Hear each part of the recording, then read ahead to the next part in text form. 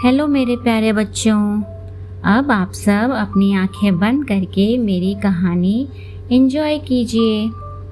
आज जो कहानी मैं आपके लिए लाई हूँ उसका नाम है सच्ची शिक्षा। बहुत समय पहले बच्चे गुरुकुल में पढ़ने जाते थे।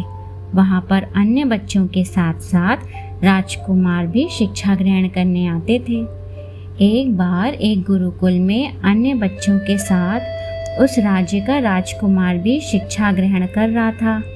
वह भी गुरुकुल के दूसरे बच्चों की ही तरह सादा जीवन बिताता था। वहाँ पर किसी में कोई अंतर नहीं किया जाता था। एक दिन गुरुजी ने सभी विद्यार्थियों से पूछा, कल मैंने जो पाठ पढ़ाया था क्या तुम लोगों ने उसे याद कर लिया? जी गुरुजी, सभी बच्चे एक स्वर में बोले। बस राजकुमार चुपचाप बैठा रहा। जब गुरुजी ने उसे चुप बैठे देखा तो पूछा, तुमने जवाब नहीं दिया? क्या तुमने कल पढ़ाया गया पाठ याद नहीं किया है? राजकुमार अपने स्थान पर खड़े होकर बोला, गुरुदेव, मुझे पहला वाक्य समझ आ गया, मुझे दूसरा वाक्य भी समझ आ गया। बस इतना कहकर वह चुप हो गया। उसकी बात सुनकर गुरुजी को बहुत गुस्सा आया। वे बोले, यह क्या बात होती है कि पहला वाक्य समझ आया, दूसरा समझ आया? क्या तुम मेरी बात अच्छी तरह ध्यानपूर्वक नहीं सुन रहे थे? इतना कहते कहते गुरु ने राजकुमार को मारने के लिए छड़ी उठा ली और उसे पीटना शुरू कर दिया।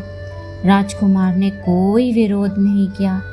राजकुमार को पीटते पीटते अचानक गुरुजी रुक गए। उन्हें ध्यान आया कि वे जिसे मार रहे हैं वह कोई और नहीं, इस राज्य का राजकुमार है। यदि राजा तक यह बात पहुंची तो वे अवश्य ही मुझे दंड देंगे।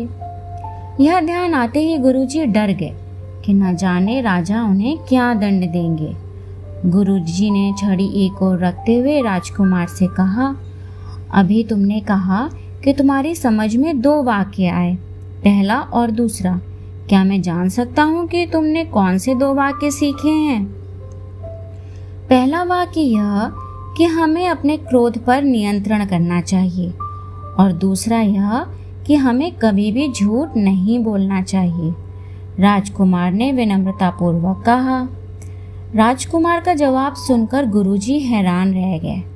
साथ ही उन्हें एहसास हुआ कि उन्होंने जो सीख बच्चों को दी उस पर स्वयं अमल नहीं किया। उन्हें अपनी कही बातों पर अमल करना चाहिए, तभी तो बच्चे भी सीखेंगे।